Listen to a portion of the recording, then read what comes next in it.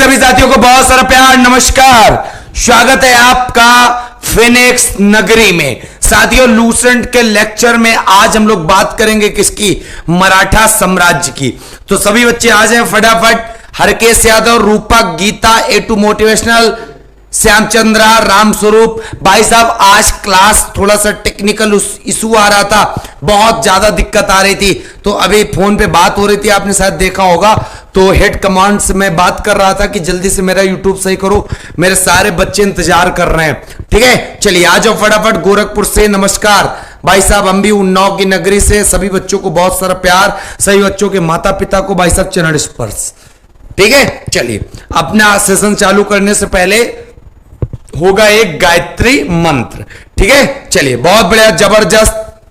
तो भाई साहब गायत्री मंत्र, ओम भूर्भुवः स्वः तत्सवितुर्वरेण्यं वर्गो देवस्य धीमहि धियो यो न प्रचोदयात्। और सबसे बड़ी बात सभी बच्चों को बता दें कि भाई साहब जिन बच्चों ने अभी भी कोर्स लिया था और जो लेना चाहते हैं, स्टडी पाई एप्लीकेशन नहीं डाउनलोड किया है, तुरंत डाउनलोड कर लें भाई साहब, उनको एक्सेस मिल जाएगा। मतलब जो कोर्स में पहले से ज्वाइन थे भाई साहब, वो सब लोग ज्वाइन कर लें। ठीक है, चलिए फटाफट सभी लोग ज्वाइन कर लें। और यूपी SSC महाराणा बैच आराम से अभी ज्वाइन कर सकते हैं।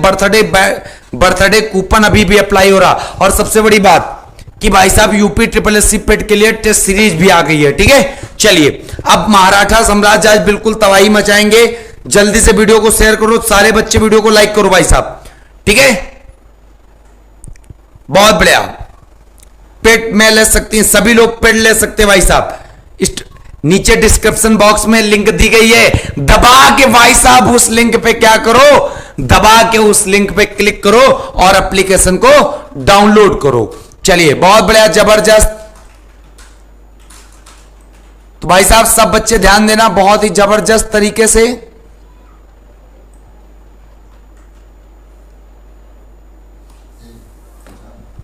चलिए जबरदस्त। हाँ सब बच्चे आ गए। अंजलि झा, बिल्कुल प्लीज मेरी एक रिक्वेस्ट एक्सेप्ट कर लीजिए ना, बहुत कोशिश की। चलिए बहुत बड़े बेटा, सब बार राम राम, राधे राधे, जय श्री कृष्णा। चालू करते हैं आज तांडव मराठा साम्राज्य का। सब बच्चे जुड़ चुके हैं, बहुत मजा आने वाला है। सही बच्चों फटाफट हेडिंग लगा लो, मराठा साम्राज्य। पूरा का पूरा मिडिवल समाप्त हो गया था। आज भाई साहब टॉपिक क्या है? मराठा साम्राज्य। जबरदस्त अंदाज में मराठा साम्राज्य को हम लोग कंटिन्यू करते हैं। और कल बर्थडे स्पेशल पे हम लोगों ने क्लास अटेंड की थी, किसकी? महात्मा गांधी स्पेशल 500 स्पेशल प्रश्न।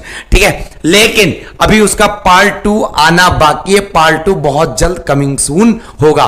ठीक है, वेरी गुड इवनिंग मेरे लल्ले, मेरे बच्चे, मेरे बुत्तू। चलिए बहुत बढ़िया। सर को उन्नाव से गुड इवनिंग, क्या बात है। मतलब उन्नाव की धरती भाई सब जैसे सुन दो ना, दिल में तराने उठाते हैं। चलिए, मराठा साम्राज्य के सबसे पहला पेपर में प्रश्न आएगा कि मराठा साम्राज्य के संस्थापक कौन थे। तो याद रखिएगा, मराठा साम्राज्य के जो संस्थापक माने गए वो किसे कहा जाता है?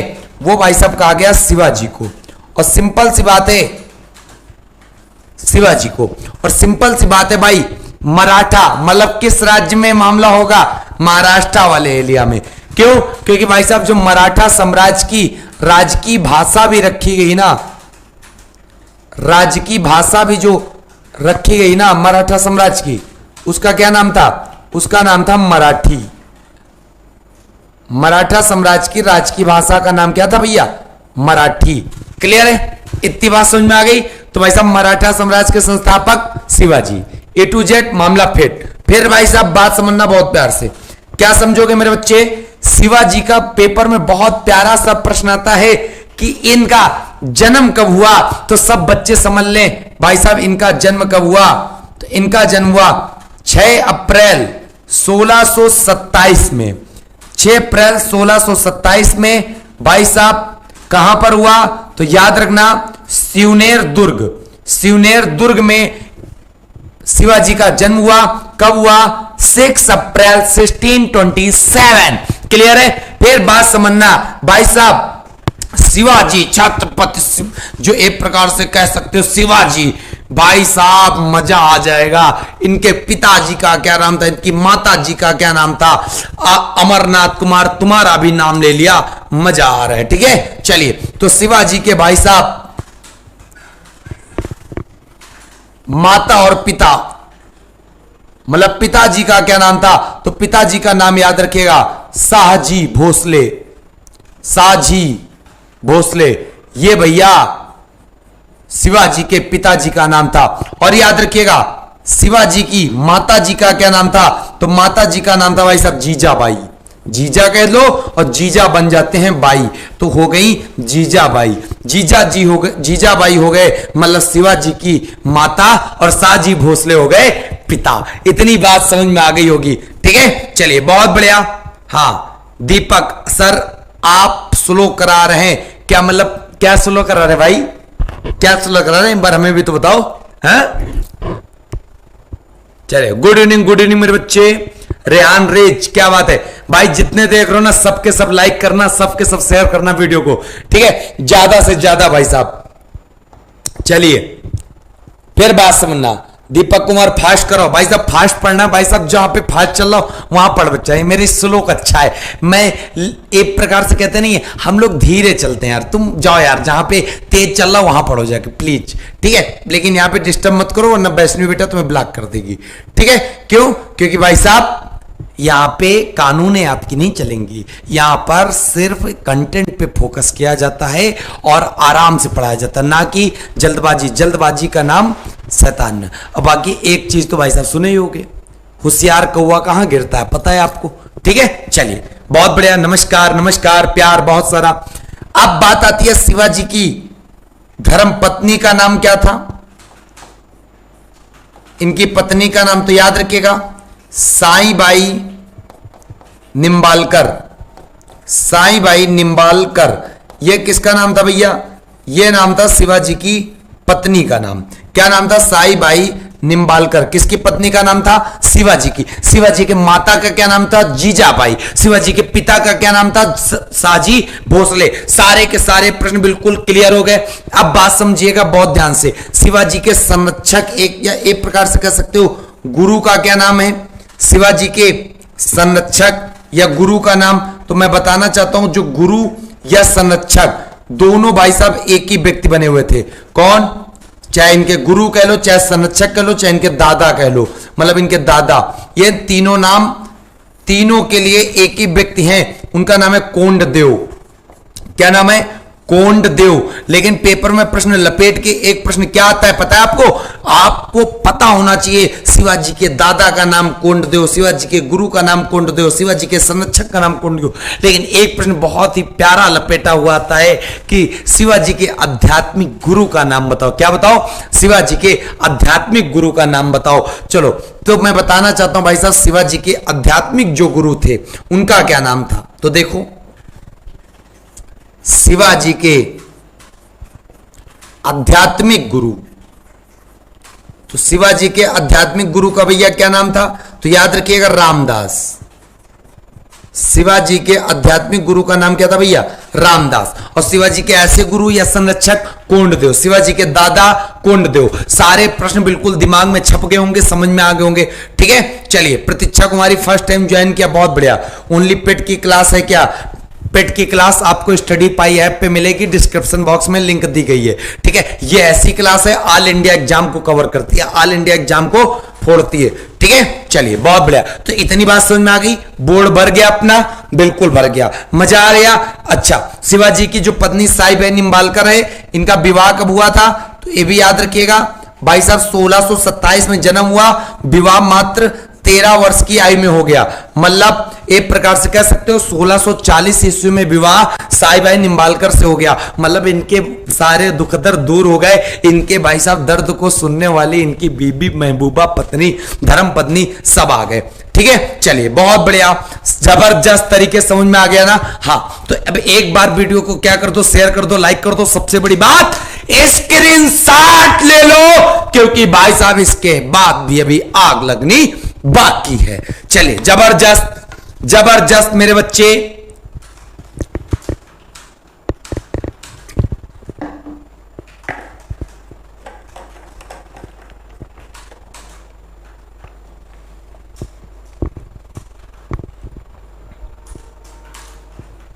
आगे बढ़ूं, बहुत प्यारा, शाबाश शाबाश मेरे बच्चे, बिल्कुल। खुशबू तिवारी, वैष्णवी बेटा बहुत एक्टिव है, इसीलिए तो मैं इसको मॉनिटर बना के रखा हूं अपनी क्लास का। राम राम गुरु बाबा, राम राम। चलिए बात करते हैं आगे की तरफ। आगे की तरफ जब बात करेंगे तो यहां लिखेंगे शिवाजी। क्या लिखेंगे? शिवाजी। अब शिवाजी के देखो क्या क्या चीजें। सबसे पहले तो शिवाजी का सबसे पहला प्रश्न आता है कि शिवाजी ने अपनी राजधानी कैसे बनाया।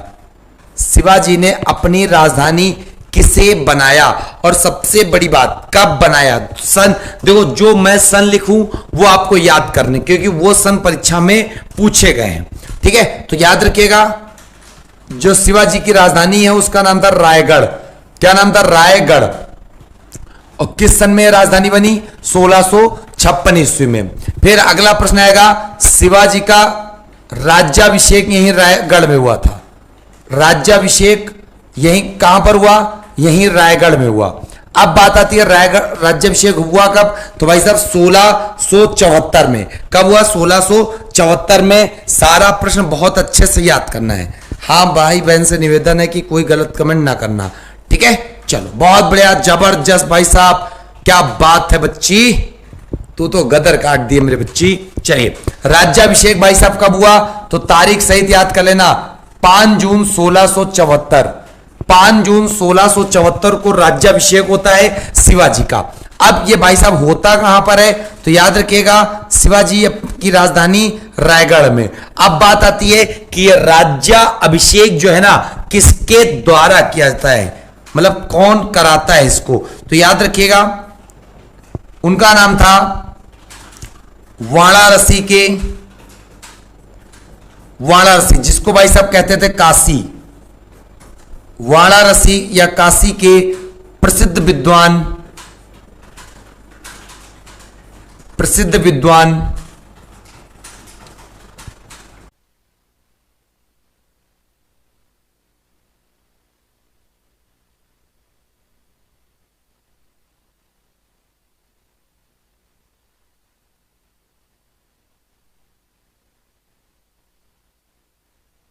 I am back. चलिए भाई साहब राज्याभिषेक किसके द्वारा कराया गया? गंगा भट्ट के द्वारा कराया गया। कब कराया गया? 5 जून 1674 को।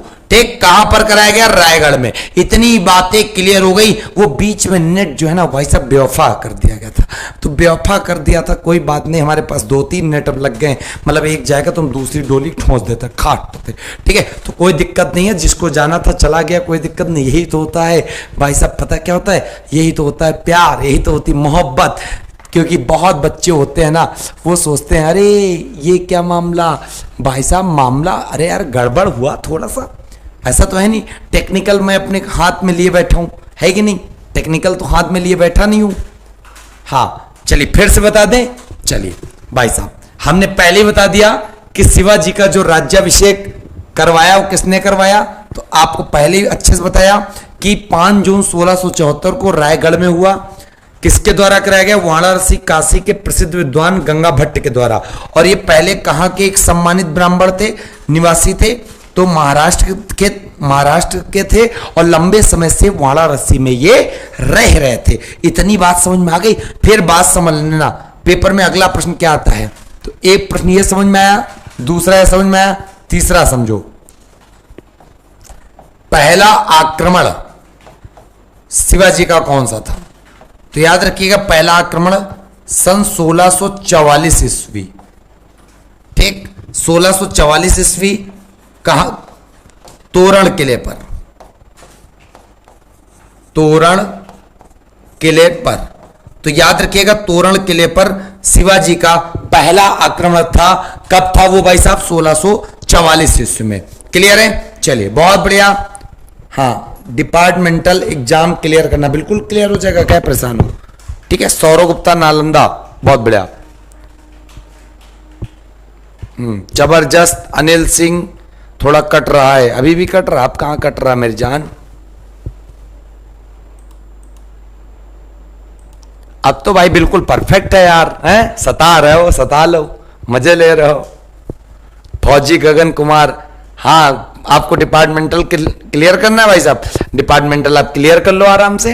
कहां पे जाके पता, स्टडी पाई एप्लीकेशन को डाउनलोड करो, वहां पे जो तुमको जरूरत हो जिस एग्जाम की उस एग्जाम में चले जाओ, बस मिल जाएगा डिपार्टमेंटल, मामला क्लियर। ठीक है, चलिए। अरे बता दिया मेरे भैया, सब कुछ बता दिया। ये पूछ रहे जन्म कहां हुआ रहा शिवाजी का, भाई साहब शिवाजी का जन्म हुआ रहा शिवनेर दुर्ग में, ये भी बता दी। फिर भी यार पूछ रहे हो, सता रहे हो तुम, है ना, कोई बात नहीं। चलिए अब क्लियर है। हाँ, जिसका कट रहा है वो क्लास फिर से स्टार्ट करो, पूरा सब क्लियर हो गया यार, कोई दिक्कत थोड़े, हम दुआ। चलो इतनी बात समझ में आ गई, फिर बात समझिएगा। शिवाजी ने भाई साहब सूरत को लूटा था, सूरत को लूटा, तो पेपर में प्रश्न आता है शिवाजी ने सूरत को कितनी बार लूटा, तो आप बता सकते हो 2 बार लूटा, और दोनों बार के सन पूछाते हैं। कब कब लूटा, तो याद रखिएगा 1664 में, और दूसरी बार भाई साहब 1670 ईस्वी में, मतलब 1664 में और 1670 ईस्वी में, दोनों बार 2 बार शिवाजी ने किसको लूटा, सूरत को लूटा, सिर्फ पैसे रुपए लूटने के लिए। क्लियर है, इतनी बात समझ में आ गई। तो ये चारों पॉइंट क्लियर करो, फिर बात करते हैं आगे की तरफ। अच्छा एक प्रश्न और यहीं पे बता दूं मैं आपको, ऊपर जगह दिख रही है मुझे, एक याद रखना, 1665 में क्या हुई थी, पुरंदर की संधि हुई थी, पुरंदर की संधि। ठीक है, अब ये पुरंदर की संधि जो है किसके किसके बीच हुई थी, तो याद रखिएगा शिवाजी प्लस जयसिंह, राजा जयसिंह के बीच में, शिवाजी और राजा जयसिंह के बीच में भाई साहब पुरंदर की संधि हुई थी। कब हुई थी, 1665 ईस्वी में हुई थी। ये भी बात समझ में आ गई, बहुत बढ़िया, जबरदस्त है ना, जबरदस्त। फिर भाई साहब बात समझना बहुत प्यार से, क्या समझोगे, तो पूरे पूरे शिवाजी के सारे फैक्ट ये वाले क्लियर हो गए। अब बात अभी हम आगे करेंगे, तो फटाक से इसका स्क्रीनशॉट ले लो, फिर जल्दी बात करते हम लोग आगे की तरफ। ठीक है, फटाफट स्क्रीनशॉट लो भैया जल्दी से, बिल्कुल। जहां जो बच्चे बोल रहे हैं सर कोर्स जो है ये उसमें महंगा हो गया, भाई साहब महंगा महंगा कुछ नहीं हुआ, आप वहां पे जाओ, वहां पे आज भी देखो, सिंपल सी बात मैं आपको बताना चाहता हूं, एक बहुत बड़ी बात।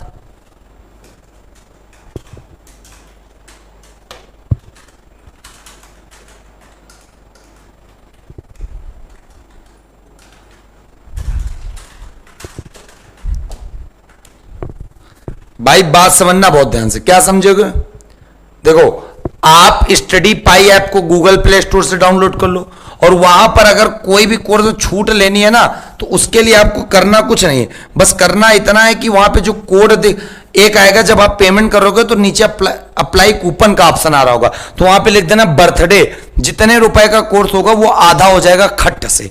बर्थडे मतलब आज बहुत बच्चों के मैसेजेस कॉल आए कि सर मतलब आपके बर्थडे पे इतना सर्वर बिजी रहा, इतना ज्यादा कोर्स बिका, जिसकी वजह से हम पूरा कोर्स ले नहीं पाए, और आज पेट की क्लास भी एप्लीकेशन पे चली थी स्टडी पाई पे, तो स्टडी पाई ऐप को खटाक से डाउनलोड करो, वहां पर यूपीएसआई, बिहार एसआई का भी कोर्स आ चुका है, बिहार एसआई विजय भाव बैच है, और बिहार एसआई, यूपीएसआई, एमपीएसआई, ठीक है, और एमपीपीसीएस, सारे बैच मतलब एक तरह से बिल्कुल बेहतरीन तरीके से स्टडी होने वाली है, जबरदस्त तरीके से।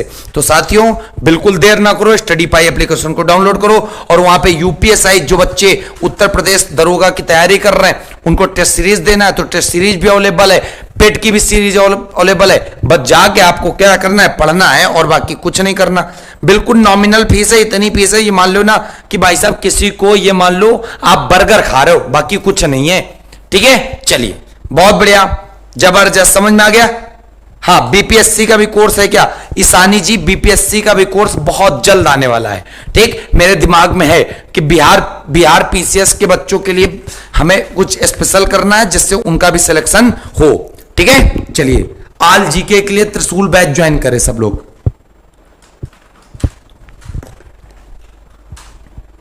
अंकुश जी महाराणा बैच में आल जीके नहीं आ पाएगी, ठीक है, चलिए वो सिर्फ यूपी पेट के लिए होगी। बात समझ में आ गई, आगे बढ़ूं। आगे बढ़ते हम लोग ना। अब देखो, उसी टाइम मुगलों के बादशाह कौन थे? औरंगजेब। तो सन था 1666 ईस्वी। तो पेपर में प्रश्न आता है किस सन में कैद किया गया? किसको? शिवाजी को। किस सन में शिवाजी को कैद किया गया? कहां पर कैद किया गया ये भी याद रखिएगा। कहां पर कैद किया गया भैया? जयपुर भवन। अब सभी बच्चे एक बार कमेंट करके बताएं भैया, जयपुर भवन कहां पड़ता है? सभी बच्चे कमेंट करके बताएं। अब याद रखिएगा, ये कैद किया किसके द्वारा, मतलब द्वारा किसके किया गया? तो याद रखिएगा औरंगजेब के द्वारा। औरंगजेब के द्वारा कैद करवाया गया किसको? शिवाजी को। ठीक है। और सबसे बड़ी बात कहां पर किया गया? तो भाई साहब जयपुर भवन में। इतनी बात क्लियर हो गई। अब यहां पे हमें यह बताओ कि जयपुर भवन में कैद करवाया गया शिवाजी को औरंगजेब के द्वारा। अब आप हमें यह बताओ जयपुर भवन पड़ता कहां पर है? कहां पर है? क्योंकि पेपर में बहुत बढ़िया प्रश्न आता है। तो जल्दी से कमेंट करके बताओ जरा, हम देख लें। जल्दी से देख ले भैया। सर्वेश बघेल, ठीक है भाई, बहुत बढ़िया। हाँ, आरती यादव, जबरदस्त। Gujarat Gujarat Gujarat. Star Music Express, आल जीके जीएस का कोर्स कैसे ले? भाई स्टडी पाई ऐप डाउनलोड करो, वहां पर जाके त्रिशूल बैच दिख रहा होगा।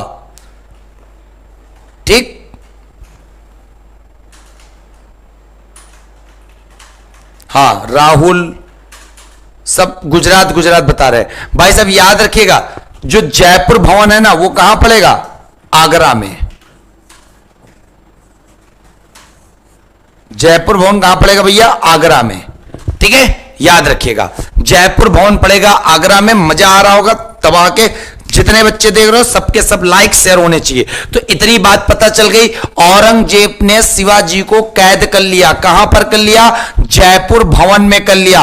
किसने कर लिया? औरंगजेब ने। और जयपुर भवन कहां पड़ता? आगरा में। बहुत बच्चों को कंफ्यूजन होता है, अरे जयपुर मतलब राजस्थान का मामला आ गया। तो नहीं नहीं, इस गलत फहमी में मत रहना। जयपुर भवन है, ना कि जयपुर स्थान। जब जयपुर भवन की बात आती है तो वो आगरा में पड़ता है। कहां पड़ता है मेरे बच्चे? आगरा में। बाकी तो जयपुर भाई साहब राजस्थान की राजधानी है, पिंक नगरी के नाम से जानी जाती है। अब बात समझ लीजिएगा, शिवाजी की अगर मृत्यु की बात करें तो शिवाजी की मृत्यु मात्र 53 वर्ष की आयु में कब हो गई? 1680 ईस्वी में। भाई साहब 1627 ईस्वी में जन्म हुआ तो 1680 में मृत्यु हो गई, मतलब मात्र 53 वर्ष की आयु में, 53 वर्ष में। ठीक है, किसकी मृत्यु हो गई? शिवाजी की। इतनी बात समझ में आ गई। फिर बात समझिएगा बहुत ही धमाके तरीके से। क्या समझोगे? एक बिल्कुल बेहतरीन तरीके से आज शिवाजी के एक प्रकार से प्रशासन के बारे में समझेंगे।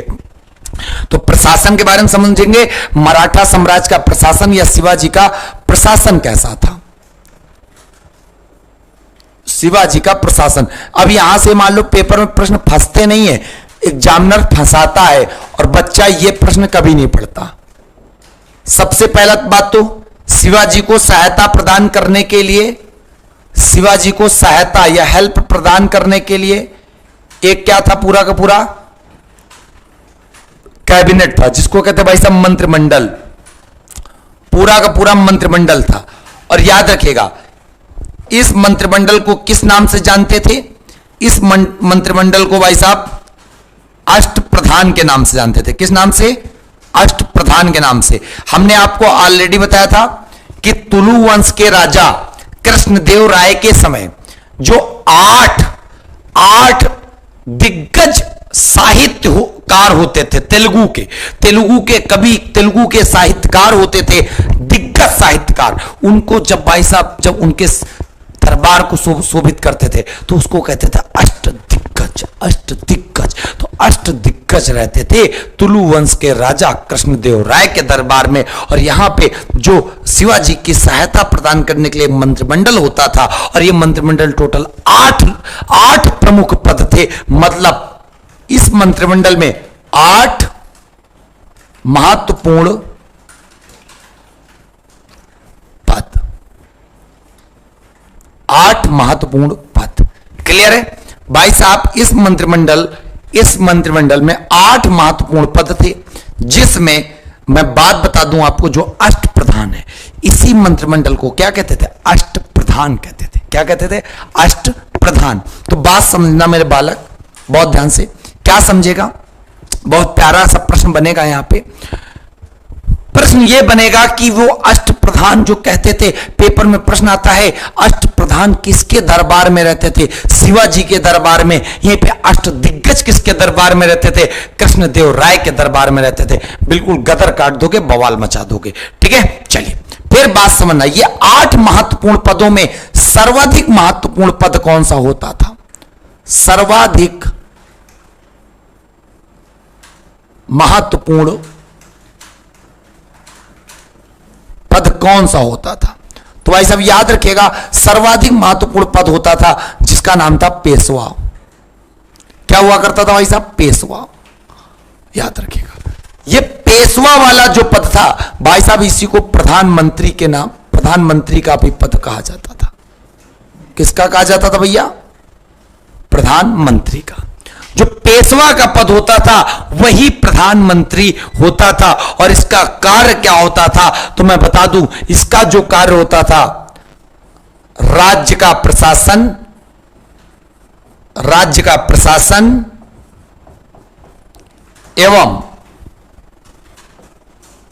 एवं अर्थव्यवस्था का देखरेख, एवं अर्थव्यवस्था की देख रेख। क्लियर?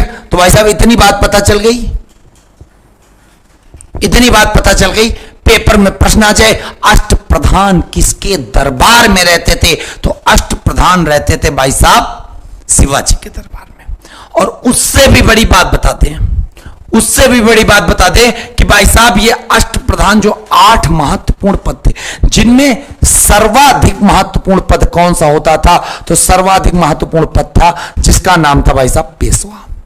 अब जो पेशवा था इसे ही कहते थे प्रधानमंत्री, मतलब राज्य का प्रशासन एवं अर्थव्यवस्था की देखरेख देखता था। क्या नाम है? पेशवा। क्लियर है? इतनी बात समझ में आ गई मेरे बच्चे?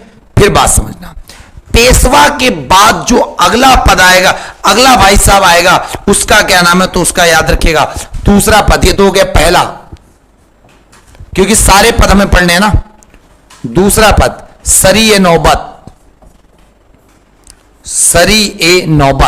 भाई साहब सरी-ए नौबत, सा से सरी है तो सिंपल सी बात है, ये क्या देखता, ये वाला पद किस लिए बनाया गया था शिवाजी के दरबार में? तो याद रखिएगा सेना का प्रधान होता था, मतलब सैन्य प्रधान कौन होता था? सा से सेना और सा से सरी-ए नौबत। तो आपको पता चल गया सरी-ए नौबत जो पद गठित किया गया था वो क्या हुआ करता था? सैन्य प्रधान हुआ करता था, सैनिकों का प्रधान हुआ करता था।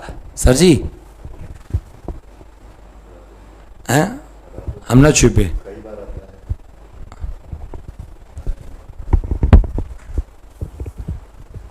चलिए इतनी बात समझ में आ गई? बिल्कुल।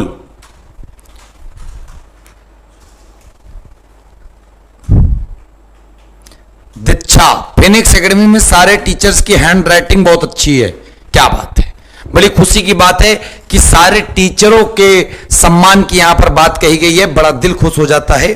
चलिए सर प्लीज पटवारी की क्लास शुरू करवाइए। भाई साहब पटवारी की भी क्लास शुरू होगी, ठीक है?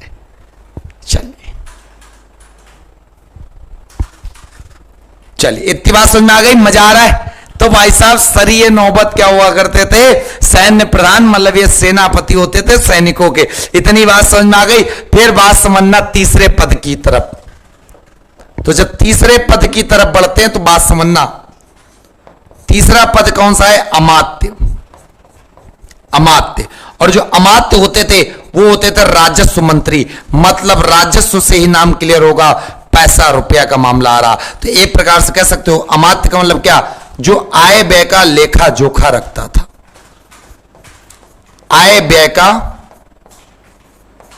आय और व्यय का लेखा जोखा जो रखता था। तो आय व्यय का लेखा जोखा रखने वाले को क्या कहते थे? तो भाई साहब अमात्य कहते थे, मतलब एक प्रकार से राजस्व मंत्री होते थे। क्लियर हो गई बात? अमात्य मतलब क्या? आय व्यय का लेखा जोखा रखने वाले। पद जो बना था उसका नाम था अमात्य, मतलब राजस्व मंत्री। देखो भाई एक चीज मैं कहना चाहता हूं, हमारी जो क्लास है ना वो आकर अभी एवरेज मोड में टर्न गई है। एवरेज मोड का समझते हो? 600 700 500 चला करता है। तो पता है इससे ये पता चल रहा है भाई साहब तुम लोग अपना काम निकाल रहे हो, क्लास को शेयर बिल्कुल नहीं कर रहे हो। काहे नहीं कर रहे हो? क्योंकि भाई साहब अभी बहुत बच्चे कहेंगे कंपटीशन बढ़ जाएगा। भाई साहब कंपटीशन कब तक देखोगे यार? बढ़ेगा कब तक देखोगे?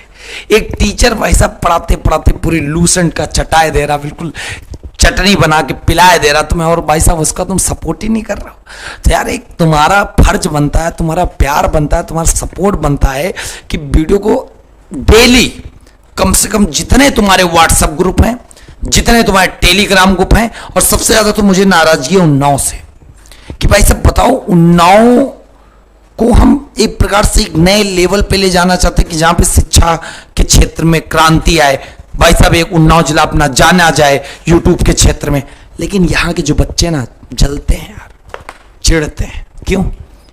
क्योंकि यार वो भक्त हैं दूसरे के, और जब कोई भक्त होता है ना भाई साहब उसको तो कोई बदल ही नहीं सकता। तो एक बार बात यही कहना चाहते हैं, भक्त आप चाहे जिसके भी हो, लेकिन अगर मान लो सामने वाला बंदा मेहनत कर रहा है और आप उससे पढ़ रहे हो तो आप उसकी भी वैल्यू समझो। ऐसा नहीं है कि तुम भक्ति कर रहे हो किसी और की, करते रहो कोई दिक्कत नहीं, लेकिन हमारे ऊपर तुम भाई साहब छुरी चलाते रहो।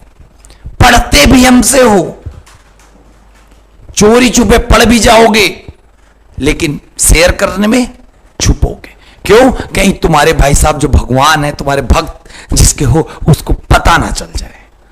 तो कहने का तात्पर्य भाई साहब कम से कम मेरे लिए नहीं, एकेडमी के लिए नहीं, कम से कम अपने जिले के बारे में तो सोचो। एक संस्थान ऐसा जो लॉकडाउन में भी हर एक बच्चे को घर बैठे एक ऐसी शिक्षा प्रदान कर रहा है भाई साहब, जो अच्छे अच्छे शिक्षण संस्थान में लोग सोचते हैं कि कैसे किया जाए। बहुत लोगों ने शुरू करते, बहुत लोग समाप्त करते, लेकिन वही होता ना, जो अड़ा रहा वो सफल हो गया। तो मैं सफल नहीं मानता, बस भाई इतना चाहता हूं कि उन्नाव में यार एक अपना कहते नहीं है कि यार कभी नाम होना चाहिए। जैसे अभी 1 लाख सब्सक्राइबर हुए, आज सभी बच्चों को बहुत बहुत बधाई कि आज फिनिक्स परिवार पूरे 1.5 लाख लोगों का परिवार हो गया। देर नहीं लगी 1 लाख से 1.5 लाख आने में, और देखना आपका प्यार रहेगा तो 2 लाख भी दूर नहीं है। ठीक है, छोटी छोटी सीढ़ियां चढ़ेंगे। तो बस हम इतना कहना चाहते हैं, जितने उन्नाव से हो तो बस इतना करो यार, अपना खुला समर्थन करो। ऐसा नहीं चुनाव नहीं हो रहा है यार, शिक्षक से पढ़ रहे हो, शिक्षक के बारे में तुम पढ़ रहे हो, तो बस कहने का तात्पर्य इतना है कि यार अपना प्यार कहीं से भी छुपाओ ना यार। पता है तुम्हारे प्यार के लिए हम जीते हैं। पता है जब स्क्रीन में होता है ना कि अरे इतने व्यूवर्स, इतने लाइक्स, एक अंदर से जोश आता है, एक अंदर से फीलिंग आती है यार रियलिटी कि हाँ तुम्हारा प्यार मिल रहा है। और जब वही प्यार तुम छुपाते हो ना तो दुख होता है यार। तो बस कहने का मतलब यही है, खुल के सपोर्ट करो, तुम्हारे लिए जी जान ठोक देंगे, ऐसा कंटेंट देंगे कि भाई साहब सामने वाले सोचेंगे 100 बार। मेहनत करते हैं, रात दिन पूरा एक लगाते हैं, एक एक टॉपिक को तैयार करने में 4 से 5 घंटे जाते हैं कि तुम्हारे लिए क्या बेस्ट हो सकता है। ऐसा नहीं होता कि भाई साहब ये जिस प्रकार से चार्ट मैं बना देता हूं बड़े आसानी से बन जाता है। इसको भी प्रैक्टिस होती है, इसको भी भाई साहब हमें समझना पड़ता है पहले। ठीक है, अभय रघुवंशी आप न्यू ऐप में ऐड हो जाएंगे रात तक। ठीक है, सब लोग न्यू ऐप डाउनलोड कर लो, सब लोग ऐड हो जाएंगे। ठीक है, जो बच्चे पुराने ऐप को स्टडी पाई को किए थे उसको अपडेट करके नया ऐप डाउनलोड कर लो, सब लोग ऐड हो जाएंगे। ठीक है, चलिए। विकास कुमार सर आप हम उन्नाव वाले पूरा समर्थन करते। मुझे नहीं लगता यार आप उन्नाव वाले समर्थन करते हो। अगर उन्नाव समर्थन करते हो, उन्नाव है ही कितना बड़ा यार, लखनऊ कानपुर से बिल्कुल इतनी भर का है, इतनी भर में पूरे उन्नाव में वीडियो नहीं फैला पा रहे हो तुम लोग। पता नहीं कैसे तुम्हारे प्यार है, कैसे तुम्हारा भौकाल है। ठीक है, चलिए फिर बात, 3 पद पता चल गए। एक पता चल गया पेशवा, दूसरा पता चल गया भाई साहब आपको सरिये नौबात, तीसरा पता चल गया अमात्य। और याद रखिएगा अमात्य को ही एक नाम और कहते हैं, तो उसको क्या बोलते हैं, तो भाई साहब उसको बोलते हैं मजूमदार। क्या बोलते हैं? मजूमदार। तो याद रखिएगा अमात्य को और क्या कहते हैं? मजूमदार के नाम से अमात्य को जाना जाता है। ठीक है, चलिए अब 4 नंबर पे देख लेते हैं। 4 नंबर पे कौन सा भाई साहब प्रमुख पद गठित किया था शिवाजी ने? तो वो था वाक्यान्विस। वाक्यान्विस। और ये जो वाक्यान्विस था, ये भाई साहब इसका कार्य क्या था? तो इसका कार्य ये था कि एक प्रकार से गुप्तचर था। ये गुप्तचर, संधि, ये सारी चीजों का जो एक प्रकार से अध्यक्ष बना बैठा था, उसका नाम था वाक्यान्विस। इतनी बात समझ में आ गई? बहुत बढ़िया, अच्छा, बहुत अच्छा पढ़ा रहे, थैंक यू भाई साहब, थैंक यू। तो 4 याद हो गए। कौन कौन? एक याद हो गया तुमको पेशवा, दूसरा तुमको याद हो गया भाई साहब अमात्य, तीसरा तुम्हें याद हो गया सरिये नौबात, चौथा याद हो गया वाक्यान्विस। तो इतने प्रश्न याद हो गए बड़े अच्छे से। चलिए अब हम स्क्रीनशॉट लेना, ले लो भाई साहब स्क्रीनशॉट, फिर बात करते हैं आगे।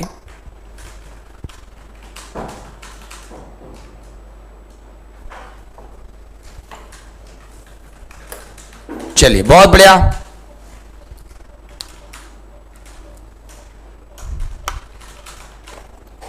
जबरदस्त।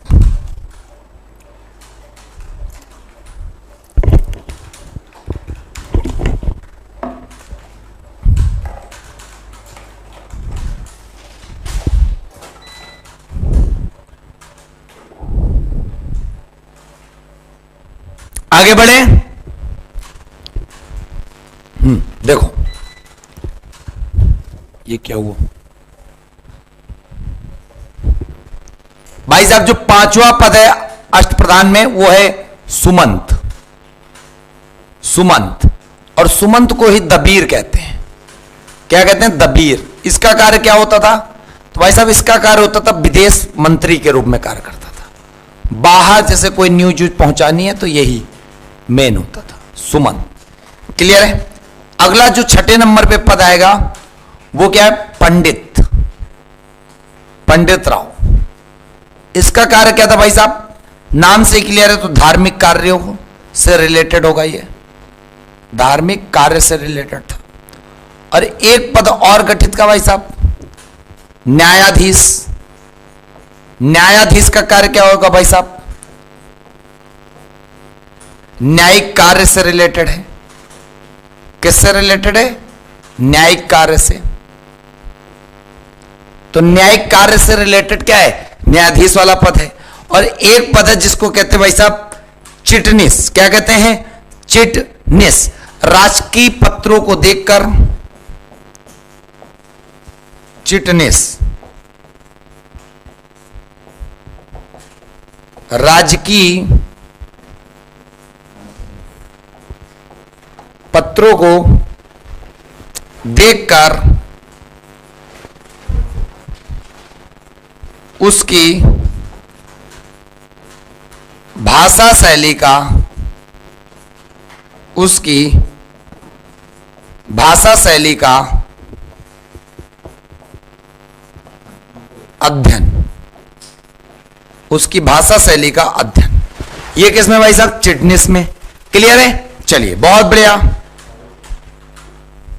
हाँ, तो ये सारे के सारे क्या हैं? सारे के सारे भाई साहब 8 के 8 हमने बता दिया आपको, अष्ट प्रधान थे। क्या थे? अष्ट प्रधान थे। याद रखिएगा।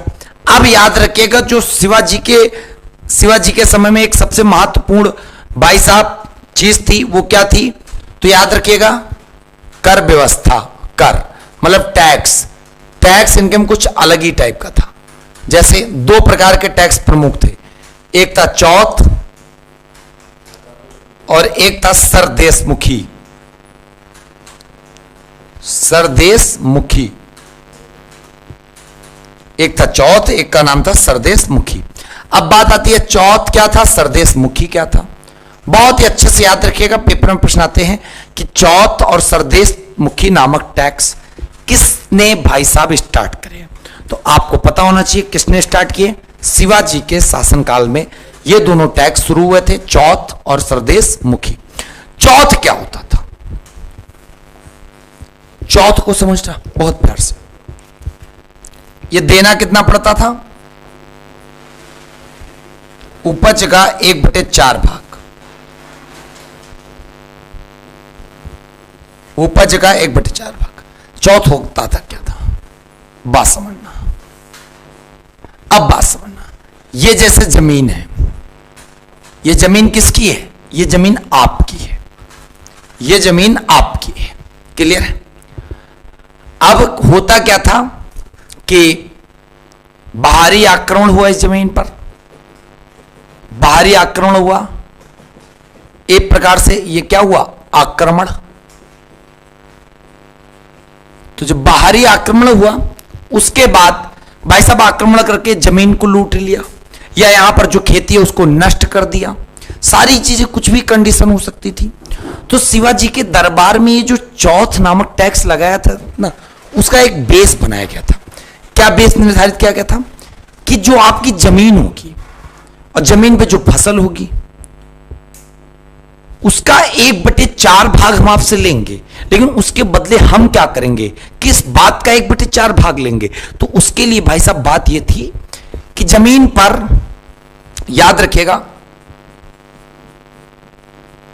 जमीन पर बाहरी आक्रमण, जमीन पर बाहरी आक्रमण से रक्षा करना। मतलब दूसरा अगर कोई आक्रमण करेगा तो भाई साहब उस आक्रमण को कौन बचाएगा, तो बचाएंगे शिवाजी, शिवाजी के सैनिक या शिवाजी के मंत्री। तो याद रखिएगा, कह सकते हो किसी एक क्षेत्र को बर्बाद ना करने के बदले दी जाने वाली रकम को चौथ कहा जाता था, और ये चौथ 1/4 भाग होता था।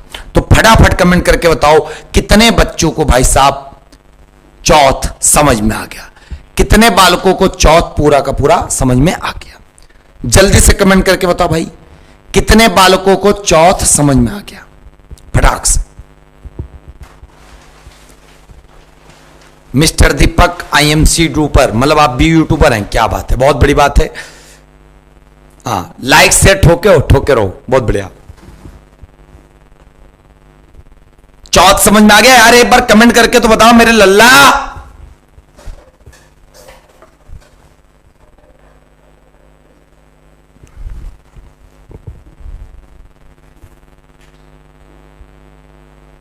बिक्की या राज नहीं, इसको बैक करके फिर से समझना। समझ आ गया सर, संतलेश, मोहम्मद जिशान, ईश्वर, चलिए बहुत बढ़िया। आज के बाद ना भूलना, और अगर इसको इस तरह से कहें तो बात समझना बहुत ध्यान से, ठीक है। करवा चौथ याद कर लो, ठीक।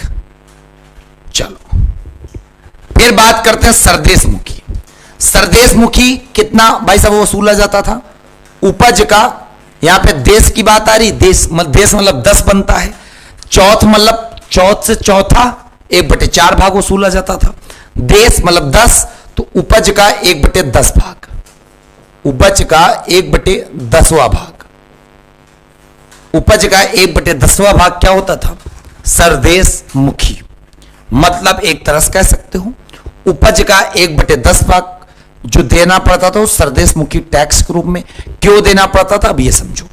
शिवाजी, मान लो ये जो जमीन होती थी, इस जमीन पर लोग खेती करते थे, इस जमीन पर जब लोग खेती करते थे तो शिवाजी भाई साहब इस जमीन पर मालिकाना हक अपना दर्शाते थे, मालिकाना हक अपना दर्शाते थे।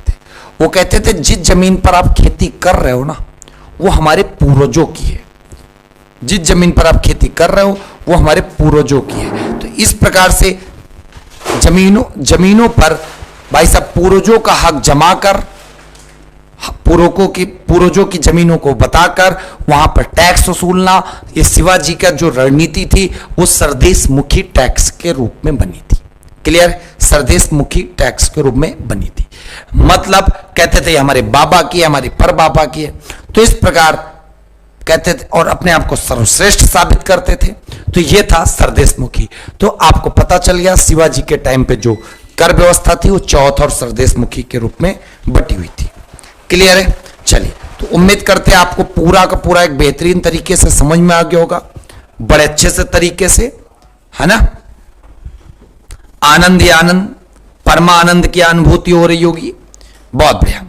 हाँ, बहुत बच्चे कह रहे सर, एक चीज मैं सब बच्चों को दिखाना चाहता हूं भाई साहब, देखो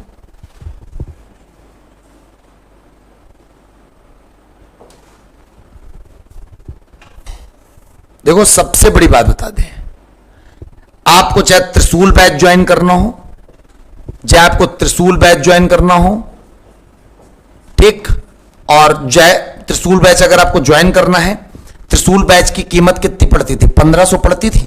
आज अंतिम दिन है कि आप स्टडी पाई एप्लीकेशन को डाउनलोड कर लो और यहां पर जाके बर्थडे नामक कूपन यूज करो और इसका 50% आप।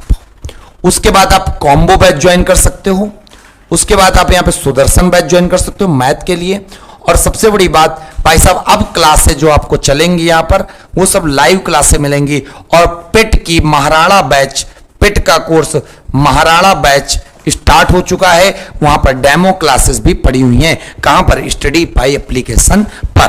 तो जाके तुरंत स्टडी पाई ऐप को डाउनलोड करो और जो बच्चे पहले से कोर्स ले रखे थे वो भी ये वाला ऐप डाउनलोड कर लें, क्योंकि भाई साहब अगर ये वाला ऐप उसी नंबर उसी ईमेल आईडी से डाउनलोड कर रहे हो तो आपको एक्सेस ऑटोमेटिक प्राप्त हो जाएगा। ठीक है? चलिए, तो उम्मीद करते हैं तो आप फटाफट जल्दी से जाके इस स्टडी पाई एप्लीकेशन को डाउनलोड करोगे और जहां पे इस बर्थडे नामक कोड को यूज करो, जहां पर आप भाई साहब सारे बैचों में 50% का बेहतरीन डिस्काउंट पा जाओ। और ये डिस्काउंट कहोगे भाई साहब कोर्स, तो कोर्स के बारे में मैं बता दूं, हाँ, बिहार एसआई का बैच स्टार्ट हो गया है, आप जाके वहां पे ज्वाइन कर लो। विजय भाव बैच नाम है, ठीक है? विजय भाव नाम है, ठीक है? और जितने लोग उन्नाव से हैं, ऑफलाइन कोचिंग करना हो तो ऑफलाइन कोचिंग की जैसे ही न्यूज आती है वैसे ही आप आ जाना। और सबसे बड़ी बात बता दें, एक हिंदी की यूपी SSC पिट के लिए एक हिंदी की पीडीएफ लॉन्च की गई है, हिंदी की पीडीएफ लॉन्च की गई है, जो आपको कहां मिलेगी? स्टडी पाई ऐप पर मिलेगी। और यहीं पर प्रैक्टिस सेट भी लॉन्च किए गए हैं। और ये प्रैक्टिस सेट किसके लिए हैं? ये प्रैक्टिस सेट भाई साहब एसआई के लिए आ चुके हैं और पेट के लिए। ये दोनों प्रैक्टिस सेट बिल्कुल अनुभवी टीचरों के मार्गदर्शन में बनवाया गया है। तो यहां पे जाके ये आप आराम से पढ़ सकते हो। चलो, बहुत बढ़िया। तो साथियों, अब विदा ली जाए, मिलते हैं आपको एक नए वीडियो के साथ। तब तक के लिए, अच्छा, हेल्पलाइन नंबर पूछ रहे हैं, चलिए हेल्पलाइन नंबर भी बता दें मैं आपको, हेल्पलाइन नंबर ही भी दे दें भाई साहब। तो बात समझना बहुत ध्यान से। हेल्पलाइन नंबर, अगर किसी को पुराने बैच में जुड़ा था उसको नए बैच में जुड़ना है, कोई दिक्कत हो रही हो, तो भाई साहब ये नंबर आपको दिख रहा होगा 9045077665। इस नंबर पे व्हाट्सएप भी कर सकते हो, कॉल भी कर सकते हो, किसी कोर्स की जानकारी भी प्राप्त कर सकते हो। और जैसे आप पुराने बैच में थे, नए बैच में आपको एडमिशन लेना है तो आप इस बैच पे इस नंबर पे कॉल करके आप पहले तो आप एप्लीकेशन डाउनलोड कर लो और कोई भी दिक्कत आ रही तो इस नंबर पे आप कॉल कर लीजिएगा। ठीक है? तो साथियों, मिलते हैं आपको एक नए वीडियो के साथ। सब लोग वीडियो को लाइक कर दो, शेयर कर दो। मिलेंगे कल शाम 7 बजे, तब तक के लिए अपना ख्याल रखिएगा। जय हिंद, जय भारत, वंदे मातरम।